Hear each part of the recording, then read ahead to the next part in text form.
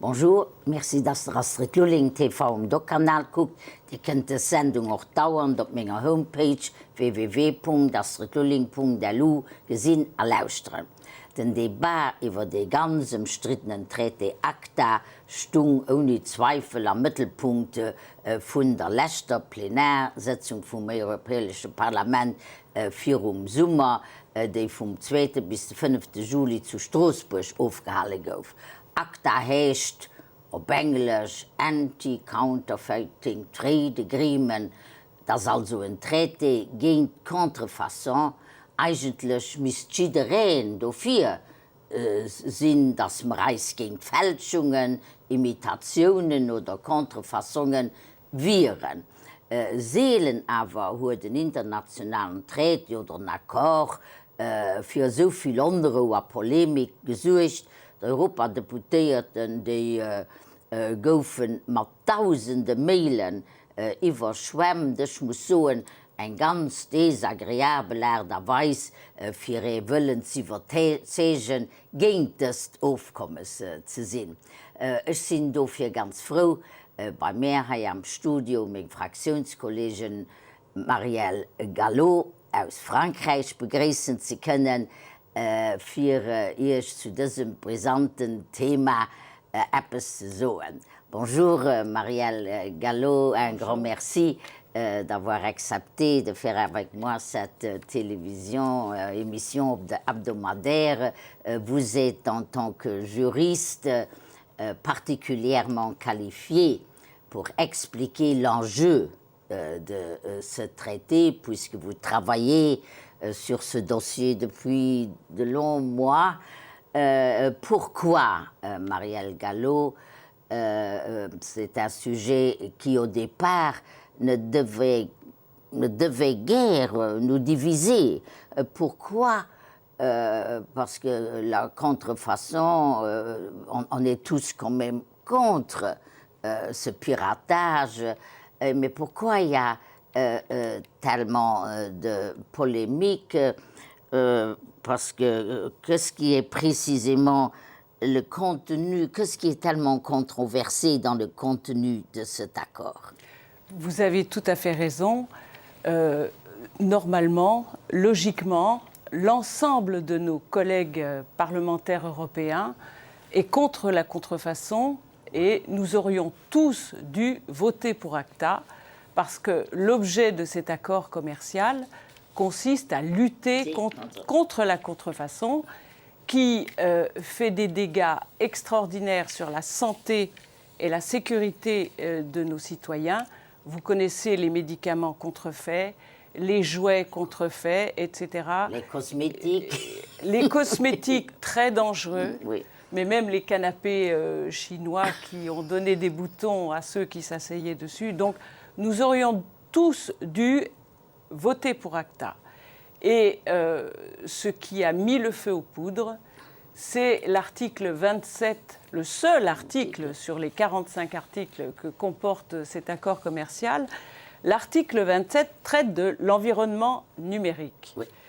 Et là, nous avons tous subi une campagne de désinformation extraordinaire par Internet, sous la pression des associations de défense de la liberté d'expression, enfin les grands justiciers d'Internet qui finalement exercent ce que j'ai appelé une forme douce de terrorisme sur les esprits.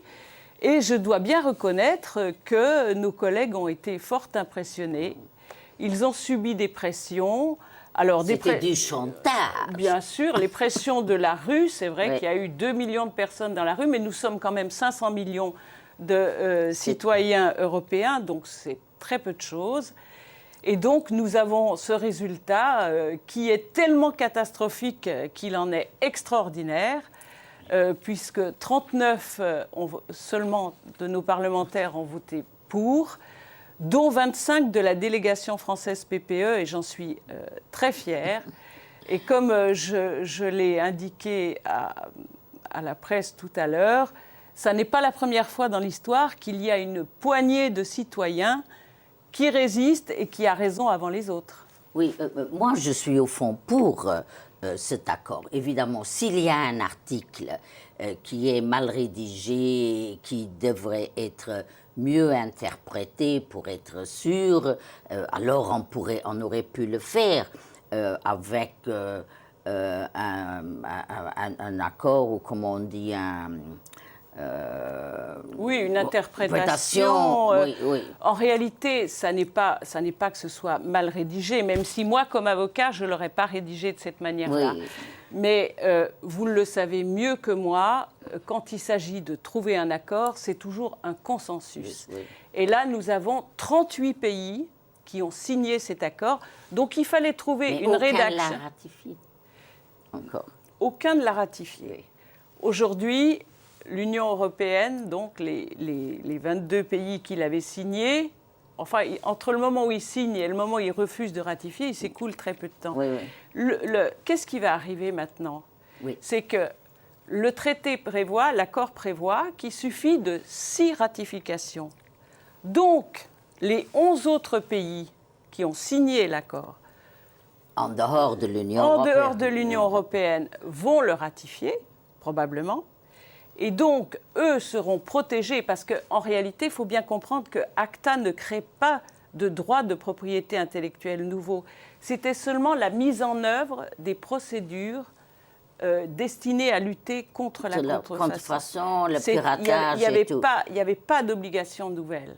Et de toute façon, en matière d'environnement numérique, puisque c'est ça qui a inquiété nos jeunes internautes, de toute façon, seules les infractions commises à l'échelle commerciale étaient répréhensibles. Ça veut dire que le jeune étudiant qui télécharge dans sa chambre peut continuer tranquillement en dormant sur ses 2 oreilles, même si ACTA avait été voté. C'est ça la réalité. Mais la désinformation, ce dont on a parlé tout à l'heure, à cause d'Internet, la désinformation a été terrible. Moi, j'étais très contente lorsque l'année dernière, j'ai eu connaissance qu'on avait négocié cet accord, parce que je m'occupe beaucoup aussi de produits qui sont susceptibles d'être contrefaits. Et je sais aussi que dans l'Union européenne, nos entreprises ont des dégâts de milliards. 250 milliards d'euros par an. Par an. 100 000 emplois. 100 000 emplois. Et c'est pour ça que j'étais très contente qu'enfin on a réussi avec d'autres États de pays tiers à faire un tel accord. Sûr. Mais il est vrai que ceux qui font le plus grand piratage, les Chinois ne sont pas partis, mais ils auraient pu rejoindre. C'est-à-dire, quelle est la situation? Oui, vous avez raison. C'était bien regrettable que la Chine, l'Inde et le Brésil ne soient pas signataires. Mais si nous avions ratifié ACTA, nous couvrions déjà plus de la moitié de la planète. Et vous savez, il s'éveille chez les Chinois, j'en suis sûre, chez eux c'est sûr, la nécessité de la propriété intellectuelle, voilà. Ils sont en train de le comprendre. Maintenant, ils n'écrivent plus seulement « Made in China », ils mettent « Concept in China ». Donc, ils ont compris l'intérêt de cela. Et ACTA avait une valeur d'exemplarité, c'est-à-dire qu'ils nous auraient probablement rejoints. Ils auraient rejoint ce club de pays qui veulent avoir de bonnes pratiques commerciales, dans l'intérêt général. Oui. Moi, j'ai déjà une fois expliqué aussi à nos auditeurs que c'est important parce que, vous savez, en Europe, il n'y a pas beaucoup de matières premières. Notre plus grande matière première, c'est la matière grise. Alors, il faut pouvoir protéger la propriété intellectuelle, mais certainement on aura pu résoudre, et on peut certainement résoudre les problèmes s'il y avait des problèmes pour les internautes. Mais moi, j'ai expliqué au Parlement européen que je me suis abstenue parce que moi, j'aurais voulu qu'on attende l'avis de la Cour de justice européenne parce que la Commission européenne qui a négocié l'accord a quand même demandé l'avis de la Cour de justice. Or, le Parlement aurait dû attendre cet avis avant de se prononcer. Bien sûr, vous avez tout à fait raison. Mais maintenant... Si la Commission a demandé l'avis de la Cour de justice, c'était déjà sous la pression de l'opinion publique, qui elle-même était déjà trompée par cette campagne Internet.